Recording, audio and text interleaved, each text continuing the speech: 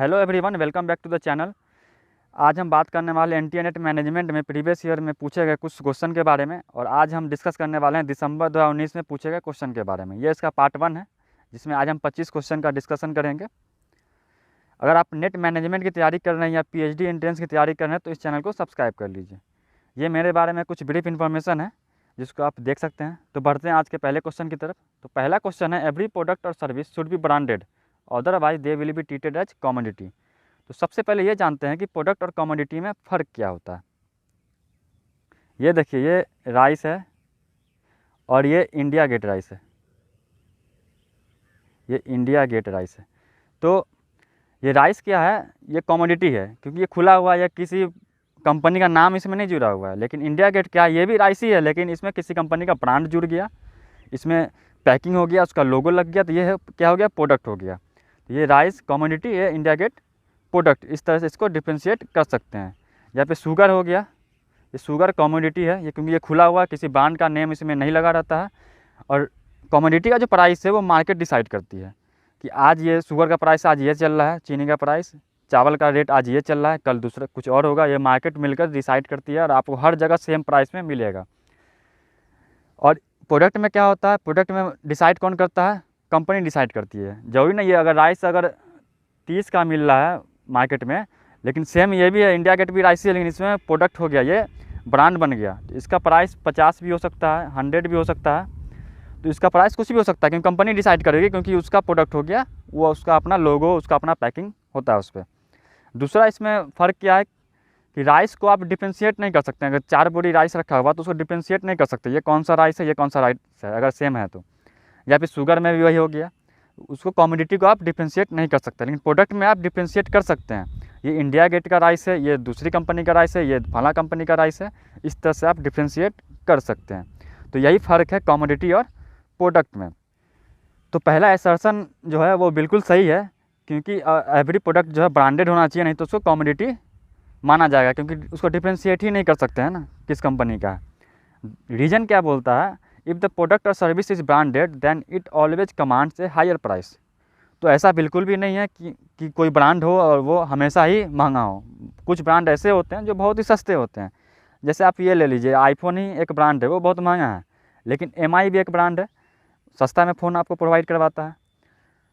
अब बिस्किट्स में ले लीजिए, पार्ले जी, बहुत ही सस्ता ब्रांड है, बहुत ही फेमस ब्रांड है, लेकिन सस्ते में आपको प्रोवाइड करवाता है प्रोडक्ट।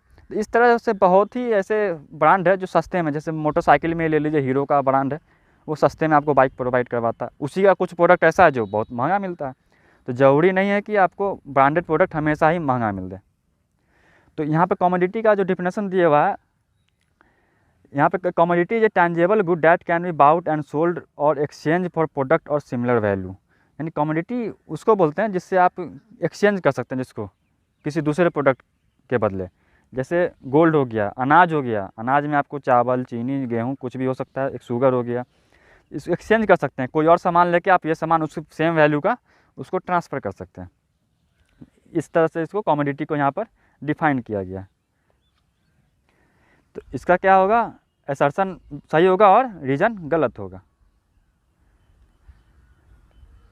दूसरा क्वेश्चन है, विच one of the following is not a source of opportunity identification. तो पहला है एम्प्लॉय एंड एक्स एम्प्लॉय। तो एम्प्लॉय और एक्स एम्प्लॉय से इन्फॉर्मेशन हमें मिलेगा, एम्प्लॉय हो या एक्स एम्प्लॉय हो, हमें इन्फॉर्मेशन देगा कंपनी के बारे में, क्योंकि लोअर लेवल पे वो रहता है, वो कंपनी के बारे में जानता है, कस्टमर क्या सोचते हैं, वर्क में क्या डिफ़िकल्टीज है, क्या अपॉर्चुनिटी है, वो एम्प्लॉय से हमें पता चलेगा। डीलर एंड डिस्ट्रीब्यूटर भी से भी हमें इन्फॉर्मेशन पता चलेगा, अपॉर्चुनिटी क्या है मार्केट में, सेल कैसा चल रहा है, जो भी इन्फॉर्मेशन हो।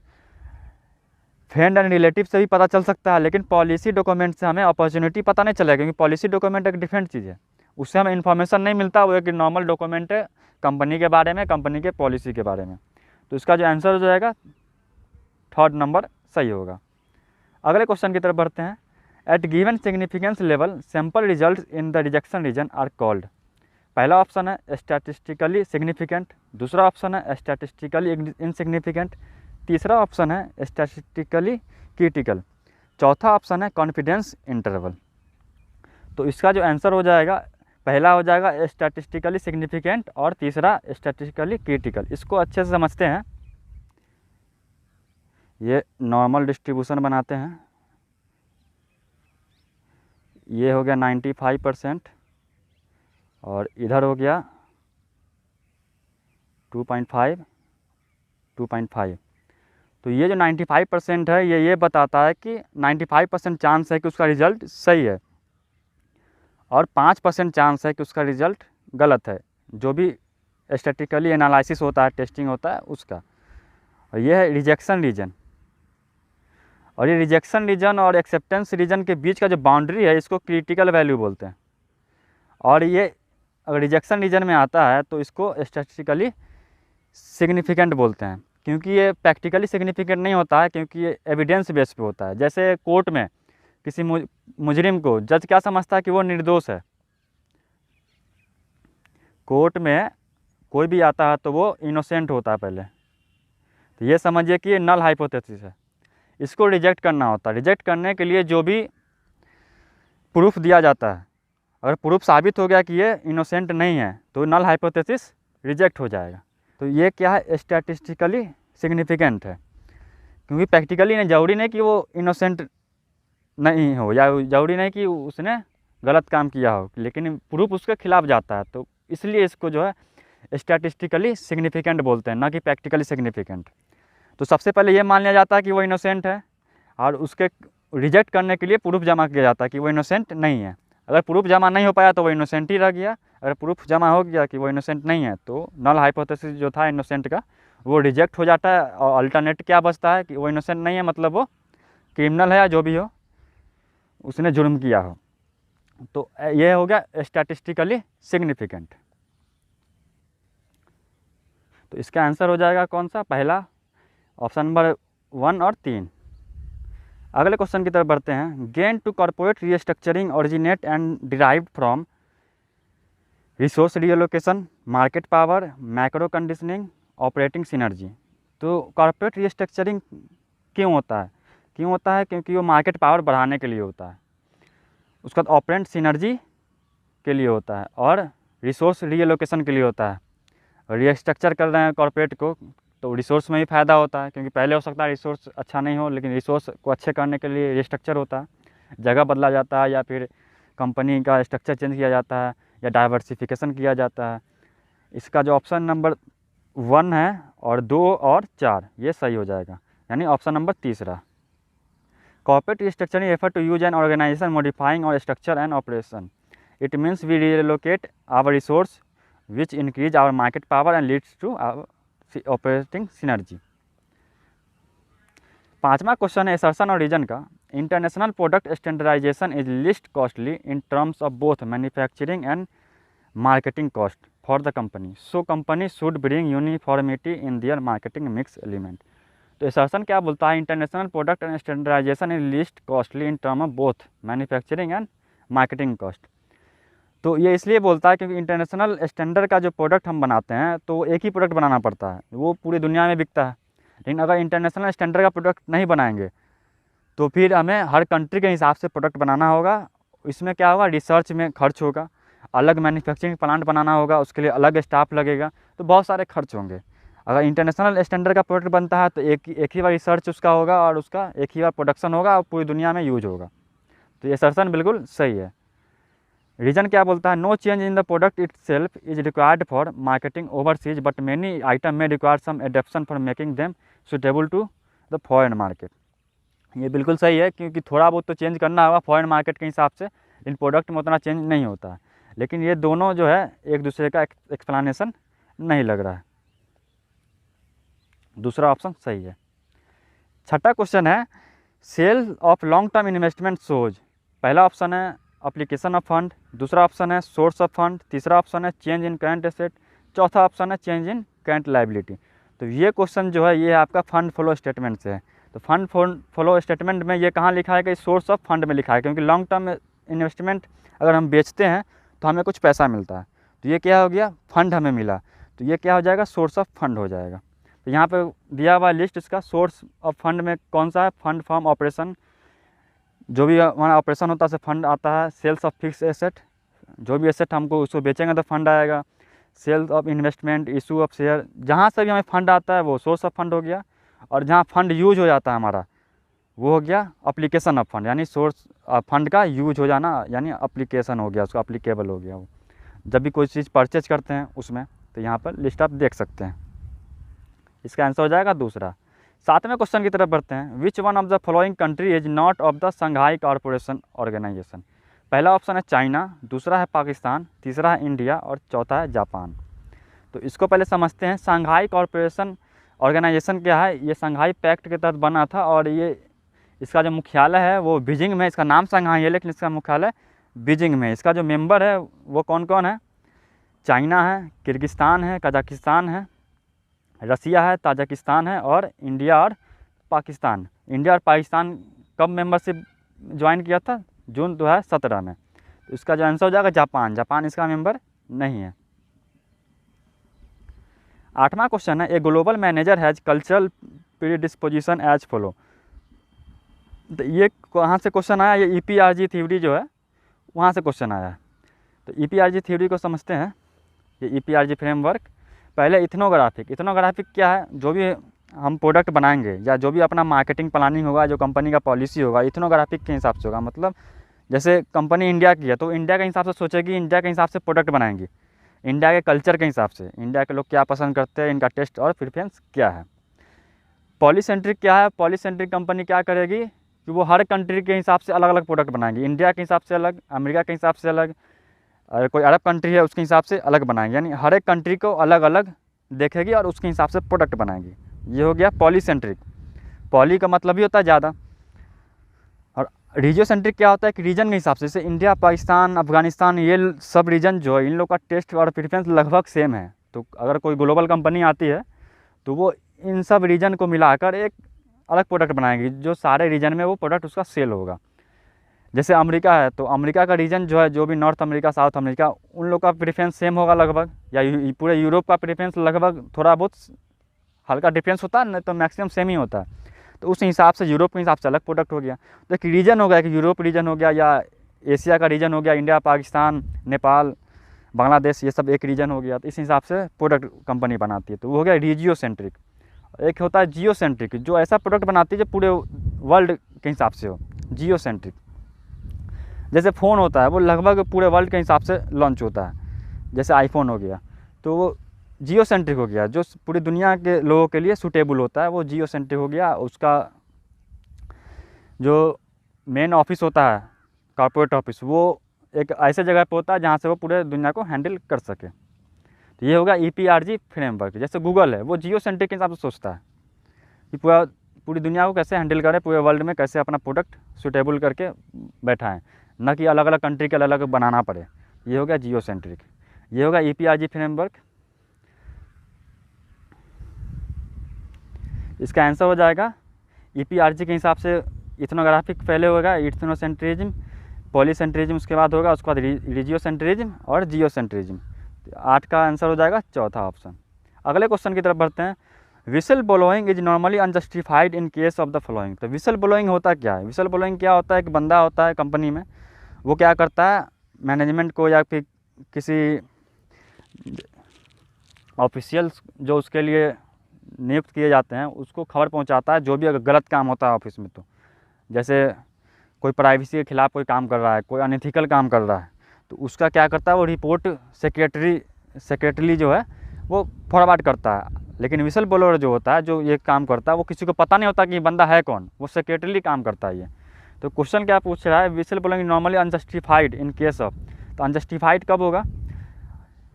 अल्टेरियल मोटिव, ब्रीच ऑफ ट्रस्ट। जब ट्रस्ट ही नहीं होगा उस पर तो अनजस्टिफाइड हो जाएगा। टू प्रोटेक्ट पब्लिक इंटरेस्ट, लेकिन यहाँ पर पब्लिक इंटरेस्ट प्रोटेक्ट करने के लिए तो करना ही होगा, विसल ब्लोअर को रखना होगा उसमें।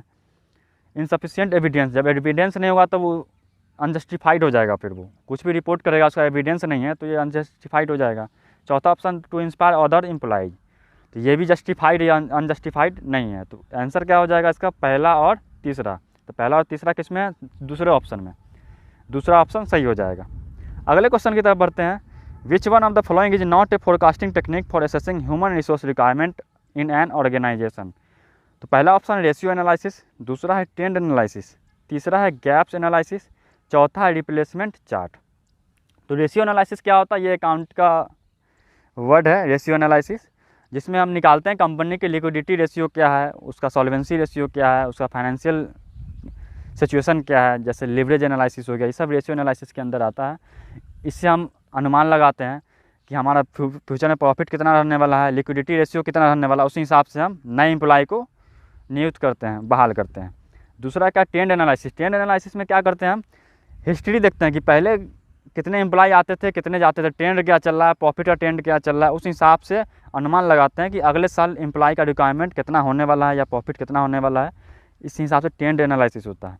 तीसरा है गैप्स एनालिसिस। गैप्स एनालिसिस हम करते हैं, कब करते हैं, जब गैप्स खोजते हैं, कहाँ पर हमारे टैलेंट का गैप हो रहा है, कहाँ पर काम रुका हुआ है, कहाँ पर एम्प्लॉय की ज़रूरत है, खाली है पोस्ट, तो वो गैप एनालिसिस हो गया। चौथा रिप्लेसमेंट चार्ट। रिप्लेसमेंट चार्ट एक सक्सेसिंग प्लानिंग का ये तरीका है।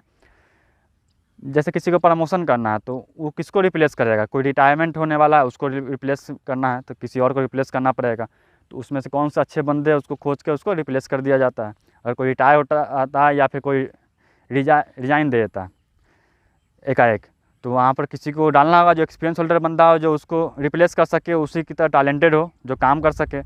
तो उसके लिए हम लोग क्या करते हैं, रिप्लेसमेंट एनालिसिस करते हैं और उसके रिप्लेसमेंट चार्ट बनाते हैं। अगला क्वेश्चन है, these are 5 distinct international expansion entry mode. तो इंटरनेशनल एंट्री मोड का जो स्टेज है वो क्या है, जो कोई भी कंपनी चाहेगी कि हम इंटरनेशनल लेवल पे बिजनेस करें तो उसका एंट्री मोड क्या है, उसका पहला स्टेप क्या होगा। तो पहला स्टेप क्या होगा, एक्सपोर्ट करेगी, वो अपने कंट्री में सामान बनाएंगी, जो भी प्रोडक्ट वो बनाती है उसको एक्सपोर्ट करेगी दूसरी कंट्री में, तो वो होगा पहला। उसके बाद क्या होगा, लाइसेंस।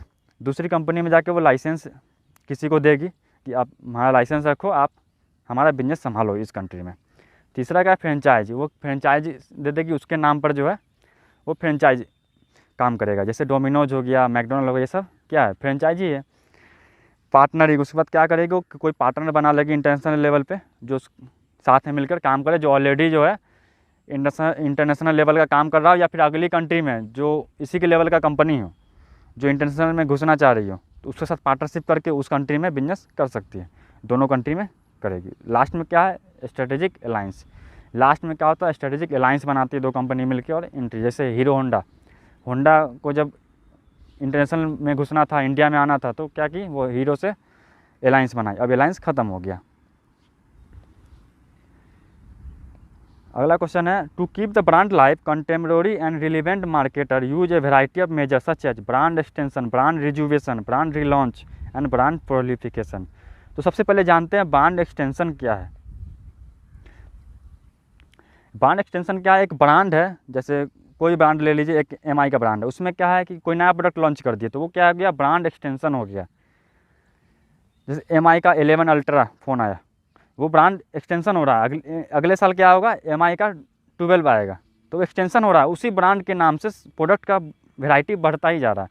ब्रांड सेम है एमआई, लेकिन प्रोडक्ट बढ़ रहा है, तो उसको हो गया brand extension. Brand rejuvenation. Brand रिजुवेशन क्या है, सेम ब्रांड है लेकिन उसमें कुछ वैल्यू ऐड कर देते हैं एग्जिस्टिंग फ़ोन में, या फिर कोई प्रोडक्ट जिसको बोल सकते हैं, उसमें वैल्यू ऐड कर सकते हैं, उसको ब्रांड रिजुवेशन बोलते हैं। या कभी कभी उसका क्या करता है, पैकिंग चेंज कर दिया जाता है।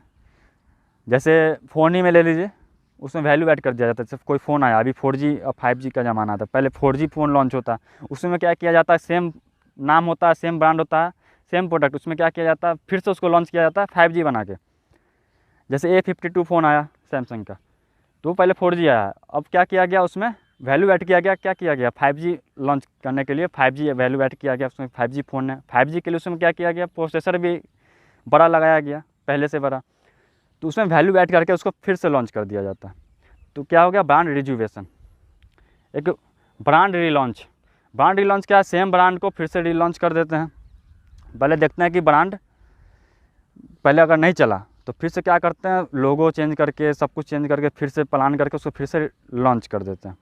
ब्रांड प्रोलिफिकेशन, ये क्या है, प्रोलिफिकेशन वो कंज्यूमर को कन्फ्यूज कर देते हैं। जैसे हिंदुस्तान यूनिलीवर है, सारा प्रोडक्ट उसी का होता है, जैसे जो भी आप डेली सामान यूज करते हैं मैक्सिमम प्रोडक्ट हिंदुस्तान यूनिलीवर का होता है, लेकिन आपको पता नहीं चलता है। जैसे साबुन ही ले लीजिए, जो भी साबुन है मार्केट में मैक्सिमम हिंदुस्तान यूनिलीवर का होता है, तो ब्रांड तो एक ही है, लेकिन ब्रांड तरह तरह के सेम प्रोडक्ट को अलग अलग ब्रांड में कन्वर्ट करके पब्लिक को कन्फ्यूज किया जाता है। सिमिलर प्रोडक्ट होता है लेकिन नाम अलग होता है ब्रांड का, लेकिन उसका क्या होता है, मालिक एक ही होता है। तो इसका आंसर क्या हो जाएगा, ब्रांड एक्सटेंशन, ब्रांड रिजुवेशन और ब्रांड रिलॉन्च। ब्रांड प्रोलिफिकेशन नहीं होगा क्योंकि वो तो पहले से ऑलरेडी ब्रांड है, वो सेम तरीके का बहुत सारा ब्रांड के नाम से प्रोडक्ट बनाता है। अगला क्वेश्चन है, एसर्शन है, plant location is often oriented toward dominant factor such as raw material source while warehouse location is definitely distribution oriented. तो बिल्कुल सही है एसर्शन, क्योंकि प्लांट वहाँ पे होगा जहाँ पर रॉ मटेरियल अच्छे से आ सके। रॉ मटेरियल जब जल्दी पहुँचेगा वहाँ तो प्रोडक्शन भी जल्दी होगा। अगर दूर होगा प्लांट और रॉ मटेरियल लाने में तकलीफ़ होगा तो प्रोडक्शन में लेट होगा, खर्च बढ़ेगा। और वेयर हाउस कहाँ पर होगा, वेयर हाउस वहाँ पे होगा जहाँ पे डिस्ट्रीब्यूशन करना उसको आसान हो, क्योंकि वेयर हाउस से ही फिर मार्केट में प्रोडक्ट आता है। प्लांट से वेयर हाउस में, वेयर हाउस से मार्केट में। तो वेयर हाउस वहाँ पर होना चाहिए जहाँ पर उसको डिस्ट्रीब्यूट करने में थोड़ा आसान हो, मार्केट में डिस्ट्रीब्यूट आसानी से हो सके उसका प्रोडक्ट। रीजन क्या बोलता है, plant location decision is driven by competition and competitor while the warehouse location decision is exclusively driven by the cost consider. तो प्लांट लोकेशन किस फैक्टर को ध्यान में रख के किया जाता है, कंपटीशन के हिसाब से, ताकि जल्दी से जल्दी उसका प्रोडक्ट बने। प्लांट लोकेशन अच्छी जगह होगा, उसको वाटर सप्लाई अच्छे से मिलेगा, उसको इलेक्ट्रिक सप्लाई अच्छे से मिलेगा, उसको रॉ मटेरियल अच्छे से मिलेगा, तो क्या होगा, प्रोडक्शन जल्दी से तेज़ी से होगा और कम में होगा, चीप में होगा। तो ये क्या होगा, कंपटीशन में उसको फ़ायदा होगा। लेकिन वेयर हाउस कहाँ पर रखा जाता है, जहाँ पर उसका कॉस्ट कटिंग हो, जल्दी से डिस्ट्रीब्यूट होगा उसका सामान, तो वेयर हाउस का कॉस्ट कम होगा, उसका बहुत सारा पड़ा हुआ नहीं रहेगा वेयर हाउस में प्रोडक्ट, जल्दी जल्दी मार्केट में जाएगा, सेल बढ़ेगा, फिर इनकम रिटर्न आएगा, फिर प्रोडक्शन बढ़ेगा उसका। तो वो क्या है, कॉस्ट के हिसाब से। लेकिन क्या है, एसर्शन का जो है रीजन एक्सप्लेनेशन नहीं है। इसका ऑप्शन नंबर 2 सही है। अगले क्वेश्चन की तरफ बढ़ते हैं। Budgeting is closely related to planning in an organisation, it involve 4 stage and their correct sequences. तो बजटिंग का सिक्वेंस क्या होगा, पहला ऑप्शन सही है इसका, सेटिंग द ऑब्जेक्टिव। पहले ऑब्जेक्टिव सेट करेंगे, उसके बाद गोल सेट करेंगे, उसके बाद स्ट्रेटेजी बनाएंगे, उसके बाद बजट तैयार कर देंगे। अगला क्वेश्चन है, novation is a feature of future exchange stipulate. पहला ऑप्शन है, future contract are traded in an exchange, exchange become counter party for all trade. तीसरा है, future contract delivery date are standardise.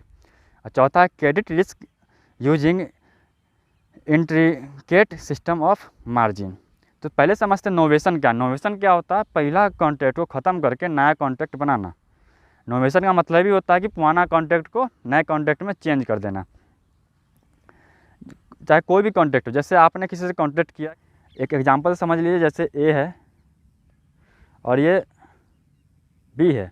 ये ए जो है क्या करता है, शादियां करवाता है, मतलब इवेंट ऑर्गेनाइजर है, और ये बी के यहाँ शादी है। तो ए क्या है, बी से कॉन्ट्रैक्ट करता है कि हमें शादी में थोड़ा अरेंजमेंट करना है, और मुझे मान लिया ये कॉन्ट्रैक्ट पहले करता है कि मुझे रात के हिसाब से चाहिए, मतलब लाइटिंग फाइटिंग जो भी हो रात के हिसाब से चाहिए, और फ्लावर्स ऐसे चाहिए, वो ऐसे चाहिए। तो एक कॉन्ट्रैक्ट बन गया, कॉन्ट्रैक्ट बन गया।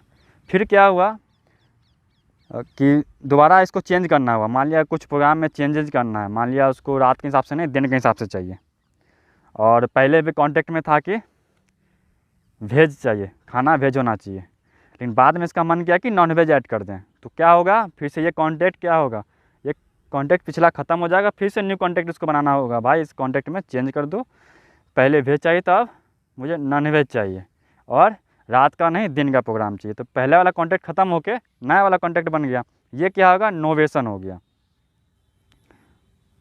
दूसरा एग्जांपल से समझते हैं। मान लिया ए, बी और सी। तो बी और ए जो है क्या किया, कॉन्ट्रैक्ट बनाया। एक आईफोन इसके पास है, आईफोन खरीदने का कॉन्ट्रैक्ट बनाया, बी ए से आईफोन खरीदेगा, ए के पास आईफोन है। अब क्या किया, बी सी से बात किया, आईफोन लोगे, तो ये क्या किया, इससे कॉन्ट्रैक्ट बना लिया आईफोन का। तो ये बी क्या करेगा, अपने इस ए के साथ कॉन्ट्रैक्ट ख़त्म करके ए और सी के बीच कॉन्ट्रैक्ट बना देगा। तो पिछला कॉन्ट्रैक्ट ख़त्म होकर न्यू कॉन्ट्रैक्ट बन गया, इसी प्रोसेस को नोवेशन कहते हैं। तो इसका आंसर क्या होगा, exchange become counter party for all trade. मतलब पहले एक्सचेंज क्या होगा, जो अगर जो बेचने वाला है वो एक्सचेंज से कांटेक्ट करेगा कि हम बेचना चाहते हैं। एक्सचेंज क्या करेगा, ख़रीदने वाले से कांटेक्ट करेगा, लास्ट में दोनों से कांटेक्ट करवा देगा। तो दोनों के बीच कांटेक्ट हो जाएगा, बायर और सेलर के बीच, और एक्सचेंज जो है काउंटर पार्टी रहेगा बीच में सारा ट्रेड का। अगला क्वेश्चन है the right sequence in respect of stage of group development.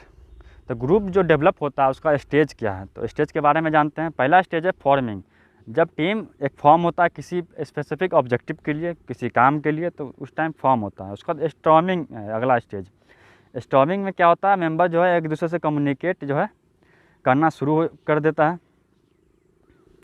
Norming में क्या है, people feel part of the team and realise that they can achieve work if they accept. लोग एक दूसरे से बहुत ज़्यादा फ्रेंडली हो जाते हैं और वर्क स्टार्ट कर देते हैं। नॉर्मिंग में ये होता है। और कुछ ग्रुप का नॉर्म बना दिया जाता है कि इस ऑब्जेक्टिव को अचीव करने के लिए ये रूल रेगुलेशन है, ऐसे ऐसे हम लोग काम करेंगे।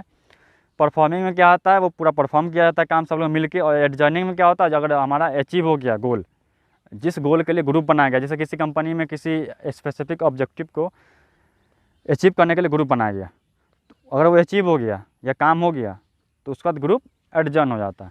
जैसे क्रिकेट में होता है, अगर वर्ल्ड कप खेलने गया तो एक ग्रुप बनाया जाता है, 15 टीमों का एक ग्रुप बनता है। उसमें और कोचेज होते हैं, बहुत सारा सपोर्टिंग स्टाफ होता है, सारे का ग्रुप बनता है, सब लोग मिल के काम करते हैं। जब वो अचीव हो जाता है, वर्ल्ड कप खेल के चले आते हैं, तो फिर धीरे धीरे फिर उसमें से कुछ लोग को हटा दिया भी जाता है या कुछ लोगों का कॉन्ट्रैक्ट ख़त्म भी कर दिया जाता है कि अब आपका काम हो गया। फिर फ्यूचर में अलग टीम बनती है, अलग टीम डिसाइड होती है।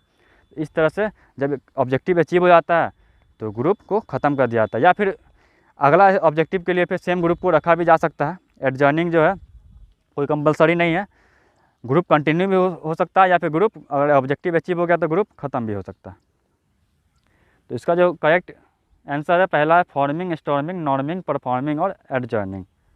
अगला क्वेश्चन है according to Mintzberg model of strategic decision making its modes are. पहला ऑप्शन है एंटरप्रेन्योरियल, एडेप्टेशन एंड प्लानिंग। दूसरा है मैनेजरियल, इंक्रीमेंटलाइजेशन एंड जजमेंटल। तीसरा है एंटरप्रेन्योरियल, प्लानिंग एंड इंक्रीमेंटलाइजेशन। चौथा है जजमेंटल, मैनेजरियल और लीडरशिप।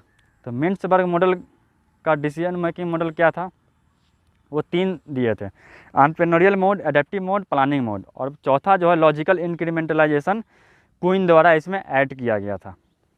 तो इसका आंसर क्या हो जाएगा, एंटरप्रेन्योरियल, एडेप्टेशन और प्लानिंग और इंक्रीमेंटलाइजेशन किसमें है, तीसरा ऑप्शन है। तो पहला और तीसरा ऑप्शन सही होगा। तो एंटरप्रेन्योरियल मोड में क्या होता है, सिर्फ एक आदमी जो है पूरा डिसीजन लेता है, एक एंटरप्रेन्योर होता है वो ही पूरा डिसीजन लेता है, रिस्क लेता है। एडेप्टिव में क्या होता है कि जो प्रॉब्लम पहले इनकी था उसके हिसाब से एडेप्ट हो जाता है, और जो एग्जिस्टिंग प्रॉब्लम है उसको सॉल्यूशन लोग खोजते हैं।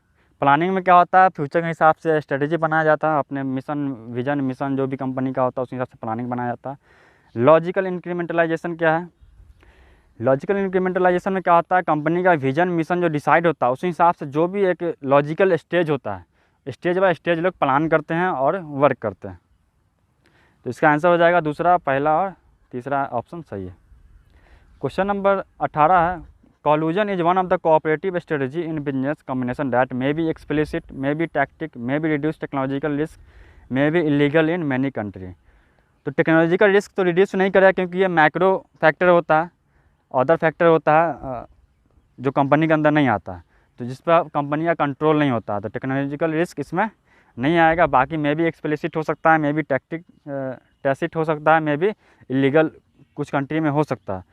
कॉलूजन का मतलब क्या है, कॉलूजन का मतलब होता है मिल के काम करना। तो कभी कभी क्या होता है, कंपनी की पब्लिक को दिखाती है कि एक दूसरे के कंपटीटर है, लेकिन अंदरूनी क्या होता है, मिल के काम करना शुरू कर देते हैं और पब्लिक को बेवकूफ़ बनाकर अपना फ़ायदा उठाते हैं। तो इसलिए किसी किसी कंट्री में कॉलूजन जो है इलीगल माना जाता है। अगला क्वेश्चन है मैच द फॉलोइंग। तो ये क्या है, डिविडेंड डिसीजन से क्वेश्चन है ये। तो पहला है bird in the hand argument, इररिलेवेंस of dividend, interdependence of investment dividend decision, tax consideration of dividend decision. तो पहले डिविडेंड को पढ़ते हैं, कौन सा है डिविडेंड डिसीजन का कौन कौन थ्योरी दिया। पहला है वाल्टर मॉडल। वाल्टर मॉडल क्या बोलता है कि आपको जो भी प्रॉफिट हुआ, अगर प्रॉफिट होगा तो आप 100% जो रिटेंशन कर लेंगे, उसको री इन्वेस्ट कर देंगे कंपनी में। अगर आपका रिटर्न जो है कॉस्ट से ज़्यादा है तो उसको सारे को आपको री इन्वेस्ट कर देना है। अगर रिटर्न कम है कॉस्ट से तो उसको क्या करना है, उसको पे आउट कर देना है, पब्लिक को दे देना है, जो भी शेयर होल्डर है उसको डिविडेंड के रूप में दे देना है। अगर दोनों बराबर हैं तो फिर दोनों मैच हो जाएगा, दोनों आपका इनकम और खर्च बराबर हो जाएगा। ये वाल्टर ने दिया था और ये बोला था कि डिविडेंड डिसीजन जो है फ़र्क पड़ता है कंपनी पर। डिविडेंड डिसीजन आपका जो भी होगा ना उसका फ़र्क कंपनी पे पड़ेगा, रिलेवेंट है। तो इसका एजम्पशन क्या है, investment decision finance through retain earning, जो भी इन्वेस्टमेंट होगा वो रिटेन अर्निंग से होगा। दूसरा एजम्पशन क्या है, rate of return and cost of capital जो है कांस्टेंट होगा और फॉर्म हैज़ इनफाइनाइट लाइफ, यानी ये एज्यूम करके चलता है कि फॉर्म का इनफाइनाइट लाइफ है। दूसरा क्या है, गॉर्डन मॉडल। गॉर्डन मॉडल क्या बोलता है कि जो शेयर होल्डर है वो फ्यूचर में जो मिलने वाला फ़ायदा है उससे ज़्यादा वो प्रेफर करेंगे कि अभी उनको डिविडेंड मिल जाए, इसलिए इसको बर्ड इन हैंड आर्गूमेंट बोलते हैं। जो फ्यूचर में मिलेगा उससे अच्छा कि अभी मिल जाए। तो इसका ये थ्योरी था गॉर्डन मॉडल का। मोदी गिलानी का क्या था, इररिलेवेंट था। उसका कहना था कि इसका कोई फ़र्क नहीं पड़ेगा, क्योंकि अगर हम डिविडेंड देते हैं शेयर होल्डर को तो फिर हमको री इन्वेस्ट करने के लिए फिर से शेयर इशू करना पड़ेगा, फिर से खर्च करना होगा, तो घुमा फिरा के बाद वहीं पे आ जाएगी, बैलेंस हो जाएगा। इसलिए डिविडेंड डिसीजन का कोई फ़र्क नहीं पड़ता है।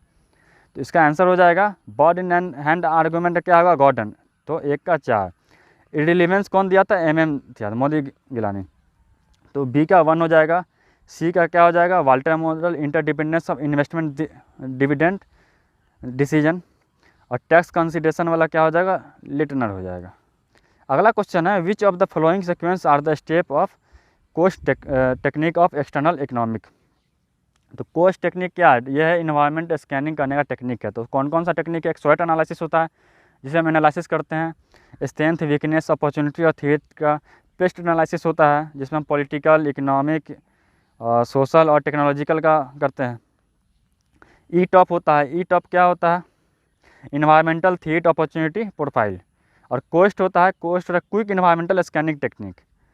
तो ये क्विक इन्वायरमेंटल स्कैनिंग टेक्निक किस लिए डिजाइन किया गया, analyse the environment quickly and inexpensively to that business can focus on the critical issue. यानी कम टाइम में ये फटाफट इन्वायरमेंट का एनालिसिस करके स्कैन करके बता देता है। तो कोस्ट टेक्निक का जो है सीक्वेंस क्या होगा, पहले preparation phase, divergent phase, option identification phase और सिनारियो डेवलपमेंट फेज। अगला क्वेश्चन है, assertion है, foreign trade policy is an important instrument that incentivize the exporter of the country. तो assertion जो है बिल्कुल सही है, क्योंकि फॉरेन ट्रेड पॉलिसी में डिसाइड किया जाता है कि जो भी एक्सपोर्टर है उनको क्या इंसेंटिव दिया जाए ताकि वो आगे और एक्सपोर्ट करने की कोशिश करें, इससे हमारे देश को फ़ायदा हो। रीज़न क्या है, it is important for exporter for our country to have knowledge of foreign trade policy. तो उसको फॉरेन ट्रेड पॉलिसी का नॉलेज होगा तभी वो अच्छे से एक्सपोर्ट कर पाएंगे, फ़ायदा उठा पाएंगे। इंसेंटिव क्या, या इंसेंटिव के चक्कर में ही वो ज़्यादा से ज़्यादा एक्सपोर्ट करेंगे, उनको नॉलेज होगा तभी, नहीं तो फिर वो अगर ट्रेड पॉलिसी का नॉलेज नहीं होगा तो उसको नुकसान भी हो सकता है वो कहीं पर टैक्स एक्स्ट्रा लग जाए उसको। अगला क्वेश्चन है, विच one of the following is the sequence of selection. तो सिलेक्शन का जो प्रोसेस है, रिक्रूटमेंट और सिलेक्शन, उसमें सिलेक्शन का सीक्वेंस पूछा गया। तो उसमें सबसे पहले क्या आता है, एप्लीकेशन ब्लैंक होता है, एप्लीकेशन मांगा जाता है। उसके बाद इनिशियल इंटरव्यू होता है, नॉर्मल इंट्रोडक्शन टाइप। उसके बाद एम्प्लॉयमेंट टेस्ट होता है जिसमें उससे एम्प्लॉयमेंट जो भी काम है उसका टेक्निकल नॉलेज पूछा जाता है। जो पोस्ट है, मान लिया कि कोई पोस्ट है इंजीनियरिंग का, सिविल से रिलेटेड, अगर तो सिविल का ही उससे टेक्निकल क्वेश्चन पूछा जाएगा कि उसको नॉलेज है कि नहीं, तभी वो काम पर कर पाएगा। उसका फाइनल इंटरव्यू होता है। फाइनल इंटरव्यू में क्या होता है कि उससे पूरा डिटेल लिया जाता है, वो क्या उसका डिमांड है, कंपनी क्या चाहती है, उसका पूरा क्या सैलरी डिमांड है, ये वर्क होगा, ऐसे होगा, सब उसको इंटरव्यू लिया जाता है। उसका रेफरेंस चेक किया जाता है कि बंदा सही है कि गलत है, उसका डिग्री सही है कि नहीं है, सब कुछ चेक किया जाता है। उसका फिजिकल एग्जामिनेशन होता है, उसका हेल्थ कैसा है। तो इसका ऑप्शन नंबर 1 सही है। अगला क्वेश्चन है, merger and acquisition are example of which strategy of Ansoff matrix. तो एनसॉफ मैट्रिक क्या है, एनसॉफ मैट्रिक्स में क्या, एक एग्जिस्टिंग प्रोडक्ट है, एक न्यू प्रोडक्ट है। और इधर क्या है, न्यू मार्केट और एग्जिस्टिंग मार्केट। तो अगर एग्जिस्टिंग मार्केट और एग्जिस्टिंग प्रोडक्ट होगा तो मार्केट पेनेट्रेशन स्ट्रेटेजी होगा। इसमें क्या करते हैं, प्राइस को बहुत ही कम करके सस्ते में मार्केट में बेचते हैं। तो वो मार्केट पेनेट्रेशन में ऐसा होता है, बहुत ही चीप प्राइस में, जैसे जियो ने किया था, बहुत ही फ्री में ही बांटना शुरू कर दिया था, तो मार्केट को पेनेट्रेट करते हैं उसे। और न्यू मार्केट में क्या होता है, प्रोडक्ट वही है लेकिन न्यू मार्केट की तरफ क्या होता है, न्यू मार्केट बनाते हैं। प्रोडक्ट वही है, पहले मान लिया एक स्टेट में ही बेचते थे, अब न्यू मार्केट बढ़ा रहे हैं, दूसरे स्टेट में जा रहे हैं या फिर अलग कंट्री में अपनी कंपनी को फैला रहे हैं सेम प्रोडक्ट के लिए। न्यू प्रोडक्ट एग्जिस्टिंग मार्केट में क्या होगा, मार्केट वही है लेकिन न्यू प्रोडक्ट डेवलपमेंट होता है कि पहले वाला मार्केट प्रोडक्ट जो है वो तो चल ही रहा है या फिर नहीं भी चल रहा है तो नेक्स्ट प्रोडक्ट अब बनाया जाए, उसके लिए रिसर्च किया जाए, उस मार्केट टेस्ट करके उसको लॉन्च किया जाए। और जब दोनों नया हो, न्यू प्रोडक्ट भी हो नया मार्केट भी हो, तो डाइवर्सिफिकेशन स्ट्रेटजी अपनाते हैं। तो इसमें क्या होता है, मर्जर और एक्विजिशन में न्यू मार्केट हमें मिलता है, न्यू प्रोडक्ट भी देखने को मिलता है, तो वहाँ पर हम लोग क्या करेंगे, डाइवर्सिफिकेशन स्ट्रेटजी अपनाएंगे। तो न्यू प्रोडक्ट और न्यू मार्केट। अगला क्वेश्चन है, which of the following is correct description of attitude. Attitude are learned, ये भी सही है। Attitudes are organised and are code of an individual, ये भी सही है। Attitudes are the major determinants of human behaviour, ये भी सही है। Attitudes are beliefs, feelings and action tendencies of individual toward objects, idea and people. ये चारों ऑप्शन सही, लेकिन इसमें जो एकदम अच्छे से उसको डिफाइन कर रहा है वो हमें चुनना है। ये सब ऊपर का जो 3 है वो कैरेक्टरिस्टिक हो गया उसका, लेकिन चौथा जो उसको अच्छे से डिफाइन कर रहा है, इसका ऑप्शन जो 4 वो सही होगा। आज का आखिरी क्वेश्चन है, an MNC want to invest in India of the following entry mode, select the right order in term of increasing risk. अगर कोई मल्टीनेशनल कंपनी इंडिया में इन्वेस्ट करना चाहती है तो उसका करेक्ट ऑर्डर में हमें बनाना है। जब भी कोई कंपनी इंडिया में इन्वेस्ट करना चाहेगी तो सबसे पहले वो कौन सा स्टेज अपनाएगी, सबसे पहले वो ब्रांच ऑफिस खोलेगी, उसके बाद क्या करेगी वो ज्वाइंट वेंचर, सबसे लास्ट में क्या होगा पहले ये ध्यान देते हैं, सबसे लास्ट में क्या होगा, होली ओन सब्सिडी। चौथा ऑप्शन किस में है, तो 2 और 3 में है, 2 और 4 में है, तो ऑटोमेटिक 2 ऑप्शन एलिमिनेट हो गया, तो 2 और 4 में है। और दोनों 2 और 4 का पहला ऑप्शन क्या है, दूसरा में है 2 यानी ब्रांच ऑफिस, और चौथा में 3 यानी पोर्टफोलियो इन्वेस्टमेंट। दोनों में सबसे पहले तो ब्रांच ऑफिस ही खुलेगा, तो दूसरा यानी दूसरा ऑप्शन सही है। उसके बाद ब्रांच ऑफिस के बाद क्या होगा, ज्वाइंट वेंचर, उसके बाद क्या होगा, इक्विटी ज्वाइंट वेंचर, उसका पोर्टफोलियो में इन्वेस्टमेंट होगा, लास्ट में होली ओन सब्सिडियरी, यानी दूसरा ऑप्शन इसका सही होगा। तो ये था आज का डिस्कशन 25 क्वेश्चन का जो हमने किया दिसंबर 2019 के क्वेश्चन के बारे में मैनेजमेंट का। तो अगर आपको ये वीडियो अच्छी लगे तो चैनल को सब्सक्राइब कर लीजिए और वीडियो को लाइक कर दीजिए। और जहाँ तक पीडीएफ का बात है, अगर आप पीडीएफ चाहते हैं इसका तो पीडीएफ हम लिंक दे देंगे डाउनलोड का, लेकिन आपको उसके लिए कमेंट करना होगा। और 10 कमेंट भी आ जाता है कि आप पीडीएफ चाहते हैं तो हम डाउनलोड लिंक उसका डिस्क्रिप्शन में दे देंगे पीडीएफ का। तो मिलते हैं आपसे अगले वीडियो में अगले 25 क्वेश्चन के साथ, पार्ट 2 के साथ। तब तक के लिए बने रहें और चैनल को सब्सक्राइब कर लीजिए और अच्छे से तैयारी करते रहें। All the best.